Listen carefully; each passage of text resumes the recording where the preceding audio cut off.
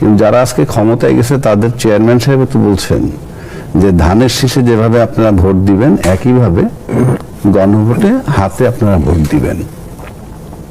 হ্যাঁ বলেছেন, এবং সে কারণেই জয়যুক্ত হয়েছে বলে আমি মনে করি। না হলে কি না জয়যুক্ত হতো? আমি তার ওখানে যাচ্ছি না, তো উনি তো যেহেতু ওনারা মেজরিটি ভোট পাইছেন, সুতরাং ওনার কথায় সবাই ভোট দিছে। আপনি যখন এই গণভোট মেনে নিছেন, আপনি এখান থেকে সরতে পারবেন, এটাও আইন, এটাও আইন। আপনি যখন মেনে নিবেন আর সরতে পারবেন না, এটাও আইন। এবং আপনি সেটা নির্বাচনে যে দুইটা ওত নিতে হবে সেটা কিন্তু বলা হয়েছে। কোথায়? প্রেসিডেন্টের যে অর্ডারটা সেটার ভিতরে ওই আদেশের মধ্যে বলা আছে দুইটা ওত নিতে হবে। ওই আইনটা স্টিল ইট ইজ ভ্যালিড। কিন্তু প্রেসিডেন্টের আদেশ যদি বৈধ না হয়, মানে বৈধতা না, আমি তর্কের খাতিরে বলছি, আপনি বাদ হইতে হবে, তো বাদ হইতে হবে না। যতক্ষণ আমি তর্কের খাতিরে বলছি, যতক্ষণ বাদ না হয় ততক্ষণ আপনাকে এটা মেনে নিতে হবে। বাদ দিবে কে? সংসদ। আচ্ছা, সংসদে আপনি যাবেন, আপনি কিভাবে গিয়ে বাদ দিবেন? যাবেন তো বটেই, যেহেতু আপনি পাস করছেন, গিয়ে বাদ দিবেন কিভাবে? আমি সহজে আসি। বাদ দিবেন কিভাবে? 2/3 মেজরিটি নিয়ে। এই বইটার ভিতরে 142 অনুচ্ছেদে তাই বলা আছে। বলা আছে 2/3 একমত হলে পরে একমত হলে সংবিধানের সংস্কার করতে পারবে বা সংশোধন করতে পারবে। হ্যাঁ, ঠিক আছে। আচ্ছা, এই 142 যদি মোতাবেক আপনি করতে যাবেন, কিন্তু এই 142টাকে আপনি কাজে লাগাবেন কি হিসাবে? তার আগে ফাঁকে একটু ওতটা বলে নিই। ওত যে নিলেন আপনি, একটার বেশি দুইটা নেওয়া যাবে না। তাহলে আপনি সংবিধান ফলো করতেছেন। ওকে, আমি সংবিধানেই থাকবো, সংবিধান ফলো করতেছেন। তাহলে 142 মোতাবেক আপনারা আইসে সংসদে ইয়ে করবেন। এইবার আসেন, আমরা তো সংবিধান মানতে রাজি। আপনি যদি সংবিধানের একটা সিম্পল জায়গায় আসি, যেহেতু সংবিধান মানবেন, 4 ক একটা কথা বলি, সিম্পল।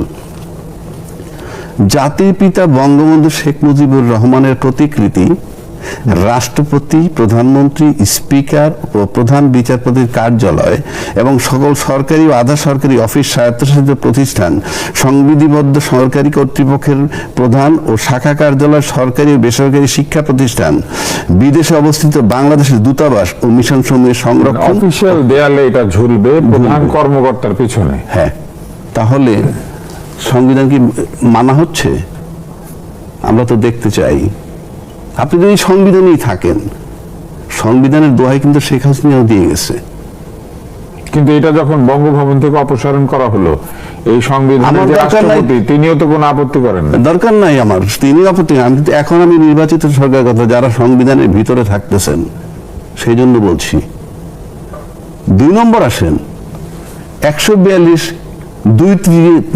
মানে 2/3 দিয়ে আপনি সব বাদ করবেন। সেখানে এটা কিন্তু প্রথম ভাগের কথা, 4 কতে।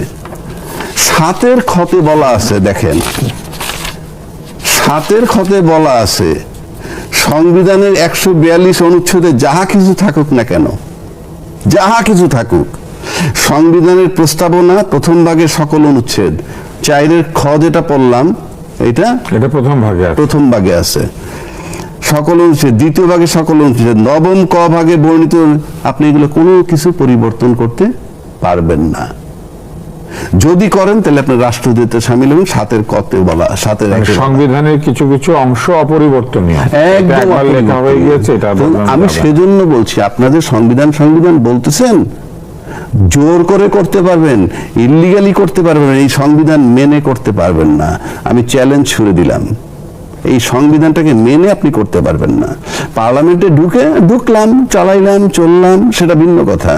বাট যেহেতু আপনারা সবসময় সংবিধানের কথা বলতেছেন, সে কারণে আমি বলতেছি। সেজন্য এখনো রাস্তা আছে।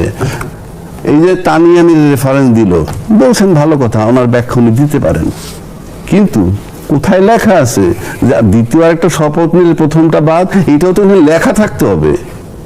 আপনি তো সংবিধানের দোহাই দেন, তাহলে তো লেখা থাকতে হবে।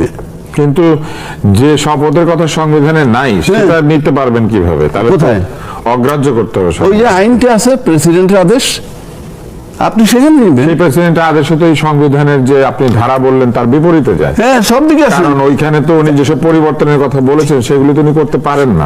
পারেন না, কিন্তু সেটা তো আপনি বাতিল করতে হবে। বাতিল করতে গেলে তো সংসদে যাবেন, বাতিল করতে হবে। তো বাতিল না করা পর্যন্ত তো আইন প্লাস আইনের সিম্পল, আপনি গণভোট মেনে নিছেন, আপনি জনগণের প্রতিশ্রুতি তার দিচ্ছেন। মানে এখানে একটি না, মহা আপনি জটিলতা। সব মারাত্মক জটিলতা। আমি বললাম তো, আমি যাক না পার্লামেন্টে, আমি বললাম হ্যাঁ আইনি ভাবে আপনি পারবেন না, আপনি বেআইনি ভাবে পারবেন। গেলাম, চালাইলাম, চললাম, ওকে, সিদ্ধান্ত হয়ে গেল, সেটা ভিন্ন কথা। আমি আইনের প্রসঙ্গে বলছি, বঙ্গবন্ধুর ছবি ঝুলতে হবে, এর মানে এই না আমার বঙ্গবন্ধুর প্রতি আমি প্রেম দেখাচ্ছি, আমি সংবিধান দেখাচ্ছি।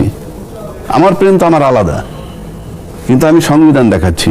আমরা তো এই যতক্ষণের মধ্যে এইটা বাতিল না হবে ততক্ষণের মধ্যে এই ছবি ঝুলতে হবে। কিন্তু বাতিল তো আপনি করতে পারছেন না, পারছি না, কারণ যাহাই থাকুক না কেন 142। ইয়েস, আপনার কঠিন জটিলতা। আমরা এখন যদি আমরা না দেখি ছবিটা, তাহলে তো আমরা ভায়োলেশন কনস্টিটিউশন হচ্ছে। তা আপনি যে আইন ভেঙে, আইন না মেনে আপনি পার্লামেন্টে যাবেন, আইন না মেনে আপনি চালান শুরু করবেন, তাহলে ঘটনা কি ঘটবে, তার পরিণতি কি হতে পারে? আপনি এখানে গিয়ে আপনি আইন বানাবেন, আপনি তো কি আইন বানাবেন? পার্লামেন্টের কাজ কিন্তু মেইনলি আইন। যদিও আমরা ব্যবসা বাণিজ্য করি, সেটা ভিন্ন কথা, হ্যাঁ, ওটা ভিন্ন কথা। 53 বছর যাবৎ সমস্ত এমপিরা বাংলাদেশের এই এমপির দায়িত্ব লঙ্ঘন করে, সংবিধান লঙ্ঘন করে আসতেছে। কিভাবে? ওই যে তারা আইন প্রণয়নের বাইরে যায়, ওই যে ব্যাখ্যা দেয়, এটা করা হবে না, ওটা করা- দায়িত্ব দিয়ে দেওয়া হয়, তারা তো আর এটা না না না না না, এটা ট্রেডিশন বানায় নিছেন আপনি। You are not paying honour to law, আপনি তো বানাবেন আইন।